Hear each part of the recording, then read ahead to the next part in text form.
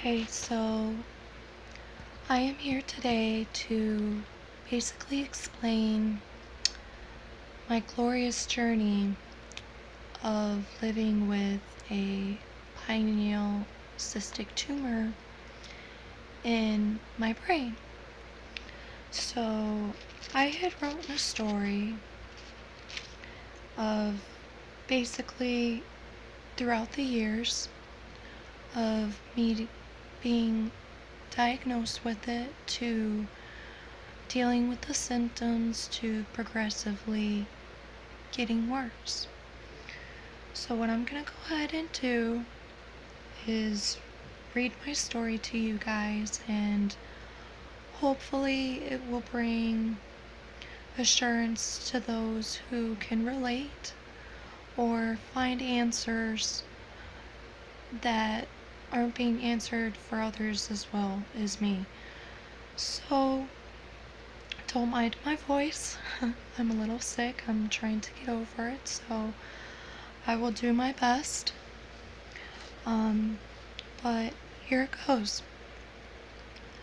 I was diagnosed with a pineal cyst approximately 5 years ago, between the years of 2013 and 2014.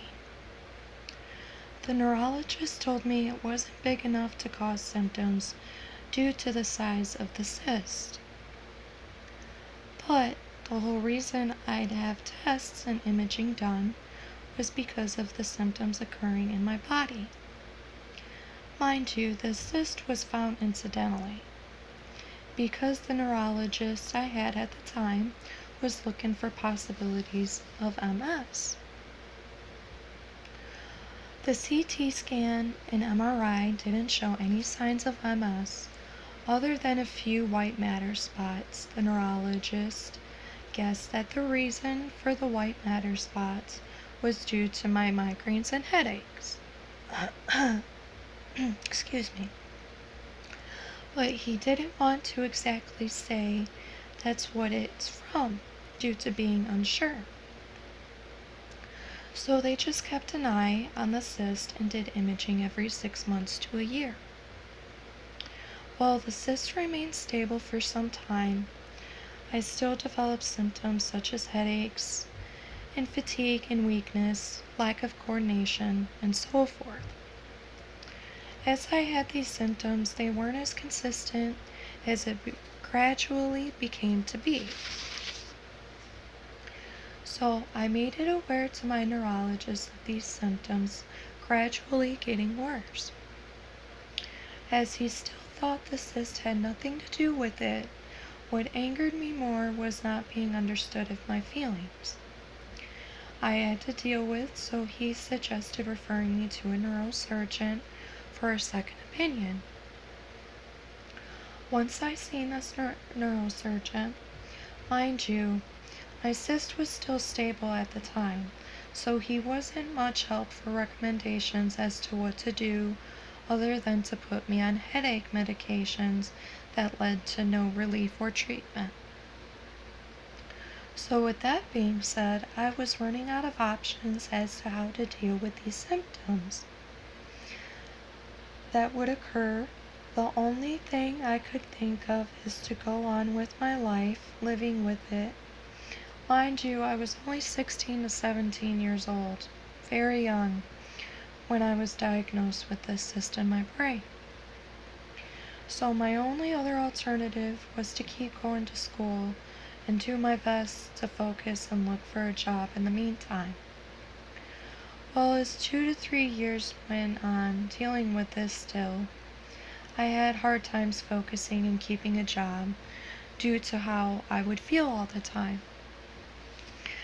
I was still getting MRIs done. The neurologist noticed a slight growth in the cyst, but he assured me it was nothing to be concerned about until it becomes symptomatic in size, which I had a hard time understanding that due to how I had already felt. I tried to make my neurologist understand of how I felt frequently because I had no other health issues other than asthma and allergies. So it was frustrating to hear that I'm basically being told it's just in my head. I just couldn't be understood, which made it, to say the least, ultimately frustrating. To know something as deep in your brain is not causing the symptoms I have. Knowing that I wasn't scared of being sick, I was scared of being alone. So my only question that couldn't possibly be answered was, what can it possibly be from them? As time went on, my neurologist had retired, so I had to find a new one. Luckily, I was able to, and he came to be a pretty nice and understanding neurologist, and drew the concern to my concerns. So I gave him a background of my symptoms that progressively got worse over the years. He suggested having an in-home EEG done to thoroughly see what goes on in my head during the day and night. Mind you, in the meantime of waiting to get the EEG done in my home, I experienced a sudden fear which came to be seizures. I was rushed by ambulance and not a thought of remembering or being aware of what even happened, considering it happened in my sleep. I woke up in the hospital wondering why I was there. My fiance had to explain to me what happened, and I automatically began to cry, because I didn't remember anything other than passing out. Well, that next day they released me from the hospital. I began to experience more seizures, and they only got worse. Mind you, every time I had one, I was asleep.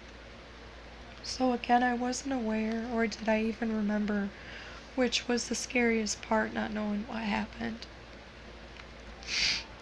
After about the second seizure, it got so bad I was unresponsive for over 4 hours. Not to mention a tube down my throat for me to breathe.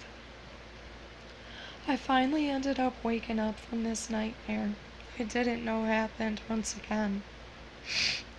And I asked my fiance where I was, and he said I had a bad seizure, and it put me in a coma for over 4 hours.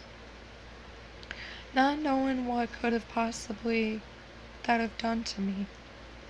So from there, the doctor put me on an anti-seizure medication called Depakote, which restricted me from driving, not knowing how long that could be for. 6 months, maybe a year, who knows, maybe longer. I then finally had my in-home EEG done, anxious to know the answers to why I was experiencing this living nightmare. I went to my follow-up with my new neurologist, and he had told me that the EEG was normal, which was good news, but bad news too, because it's like an unexplained mystery of bad experiences the doctors couldn't possibly answer. The only thing he could possibly think of is maybe panic attacks, which I absolutely disregarded that statement and began to frustrate me more, because each seizure I had was in my sleep, and I was never acknowledged of a panic attack mimicking a seizure. Not to mention medically being diagnosed of recurrent seizures and being prescribed on anti-seizure meds if they weren't seizures. So nothing was making sense to me, as if the doctors and I both were running out of answers to distinguish if this was the cause of the cyst in my brain or not. Mind you, I had a CT scan done at the hospital when all this was occurring, and I was told that my cyst is now at 11 millimeters.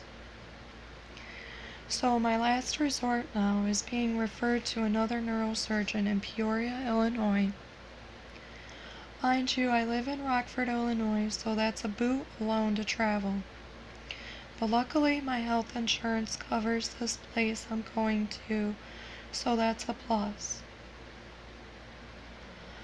In the meantime of this waiting process, my whole life has changed drastically. From financial stability to not being able to provide my own transportation, as well as not taking care of myself and being bedbound. I'm constantly in bed.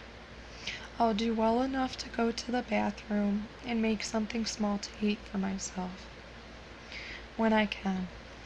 I was going to school every day to finish my education at the age of 23 seemed impossible to me, more due to my symptoms progressively getting worse. Not only do I have constant headaches, my vision is going in and out now, becoming glary and hazy. I'm very sensitive to light and certain sounds. My ears always ring from the time I wake up to going to sleep. And even then, it's hard to sleep.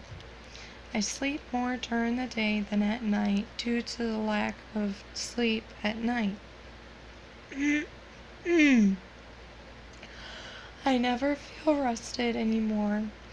I've began to become more weaker as days went by, feeling sheltered in my room every day with dark curtains to ease the light. As you can see, the dimness in the camera. And taking my medications as prescribed with little to no relief of pain because of the kind of meds I am on. I could only take certain pain meds, and that had no relief to me either. So as I was remaining to play the waiting game and call back from approval of seeing this new neurosurgeon, I finally got a call stating he'd be glad to accept me as a new patient. But before we jumped the gun, he wanted to set up an MRI that I had not had in at least a year or so. So hard telling what will be seen from then and now.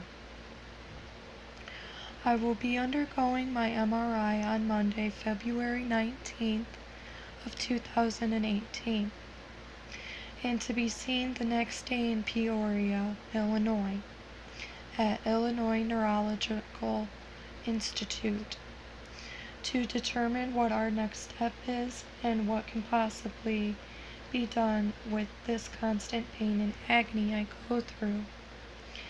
As a young 23-year-old woman, my wishes are for it to be removed considering the amount of symptoms and pain I go through on a daily basis. With that being said, the risks of brain surgery in any direction of the brain, especially in the deep part of the brain, is to say the least frightening to me. But I'm willing to undergo the possible brain surgery just to get this nightmare out of my head. Considering the risks, this type of surgery is very risky. I'm willing to take the risk to get back to my normal lifestyle and eventually live it as I was supposed to and accomplish my goals in life. So I will know the answer to my next step on February 20th of 2018. So all I can do at this point is pray and put it in God's hands that my life and health, most importantly, gets better. I will be giving updates once I know what's going to happen. I am hoping for the best but expecting the worst. So my positivity through this journey remains still till I know if I will remain suffering in life in my bed every day or get this taken care of and move on with my life. So at this time, please wish me luck. I'll need all the luck I can get through this. And any prayers and concerns are very much appreciated at this time.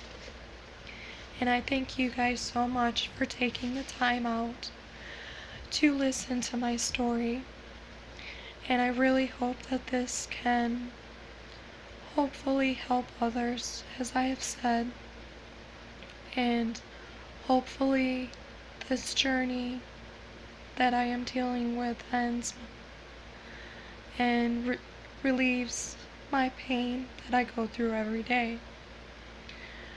So thank you guys again for watching my video, and the blessings are very much needed. Thank you.